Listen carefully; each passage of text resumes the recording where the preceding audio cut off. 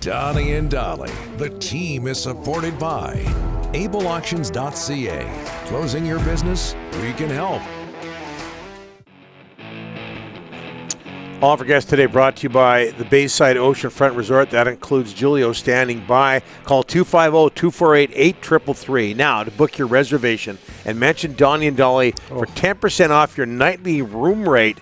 Also, be sure to grab some D&D merch now on sale at the Bayside. Delaney's OK Tire and Langley inboxes. We find out today, SFU, it'll be made official, we understand, at noon. SFU is cutting its men's football program. It's been around since 1965. Stephen Vancouver into the Delaney's. It's unsigned actually. It's not Stephen Vancouver. Stephen Vancouver had a text that ripped into me. So we'll get to that later, Steve. Okay. Gentleman, unsigned. A very close friend of mine's son just signed with SFU's football program last week. The family knows nothing about this. I just told him to call the coach. I'm sure there's a few stories like that out there.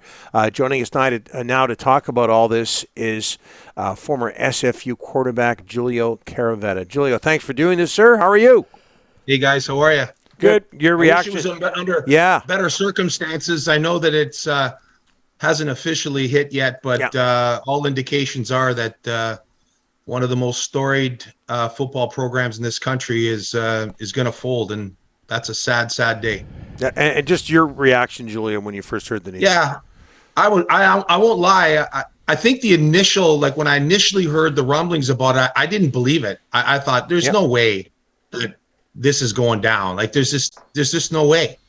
But as it's getting closer and closer, and the more people you talk to that say that it's happening, you start to just think about all the, everything. One, initially now I feel sorry for the kids. The kids that are up there.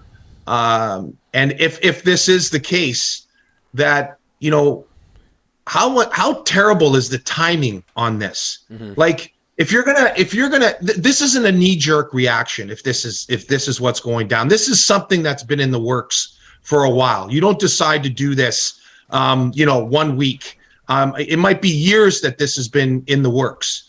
And so, for a group of kids that are up there and are about to go up there, do you not think that you put them first and think we've got to give these kids the best opportunity to go somewhere else? They just finished spring ball. Like these kids, like every other program is if they're allowed to go now, they're all set. They're set with the rosters, they're set with scholarships, they're set with all of it. And so that is just so disheartening to me, is the kids. And then all the other things too that go along with it. It's just, you just think about the tradition and you think about all the great players and the program and how great it was. And new stadium, Giulio. Oh. And a new locker room. They spent how much? They spent $1 million in a locker room and a $30 million stadium. Like this has been in the works for years and years. And so, it's, I'm sorry. I mean, this is leadership. This is, it's sad to say this, but Teresa Hansen as the athletic director is going to wear this, right? Like, it's something to me that if there were problems and whatever the problems were, try to fix them. Like I knew something was up, guys, when they got put into that Lone Star conference down in Texas. Like, how do you think that's gonna work out? Like you're in the Pacific North, you're in Canada, and you're playing in a conference of teams in Texas. It does not make any sense. So there's been some decisions up there that have been made that I shake my head. So it's going to be interesting to see what happens. I'm sure there's going to be a huge backlash. I'm sure the alumni right now, people's phones are burning up because of what's probably being said and all the rumors and everything that are flying around. So it'll be interesting to see what happens at noon and what kind of explanation we're going to get. You mentioned the move to the Lone Star conference, which is Texas-based, and that conference, rejected SFU back in February. Said no, you're not here anymore. What other mistakes were made, Giulio? For one thing, NAIA, CIS, U Sports, to the NCAA, they bounced around. Yeah. What other mistakes were made? I think obviously when they left the NAIA, right? That was when I was there. They had a great conference. The schools that they played were all just in Washington and Oregon. They were a bus ride away. Yeah. It was good football. And then, I think the idea of going bigger, the NCAA, and I know that their whole U Sport experience, or CIS back then, was, that was another, like, I don't know what happened there and what went wrong there, but I thought that was, something that they could succeed in. But obviously with the desire to compete in the NCAA, well, with certain sports, you can do that. But with football and football in the States, the one thing you got to have to be able to compete is money. You got to be able to give scholarship. You got to be able to pay coaches. And if you don't have the budget to play with the big boys, you're not going to have success. And that's been very, very evident with the success of the program. I'm not disparaging any of the coaches. That's just the reality. They're just dealing with what they have in front of them. And I just don't think they had the resources to compete with some of the schools that they were competing against. So, that's, I think, where some of the mistakes have been made. And, I don't know. It's right now I've got so many things racing through my head. One of the things I can't get over too, and how ironic this all is, guys, but Chris Beaton, who was my head coach there and was a head coach there for a long time, and a guy who means a tremendous amount to a lot of people,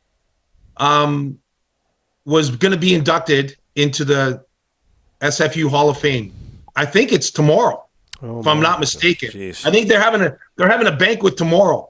Now, I don't know if that banquet's going to still be going on, but how ironic is that you're going to honor the winningest coach in Simon Fraser football history the day after you cut the program? So, so you know what, guys, I think obviously when you get to this kind of juncture, you realize that there's been a lot of mistakes. And a lot of people, when you get to this point, I think a lot of people share in that blame.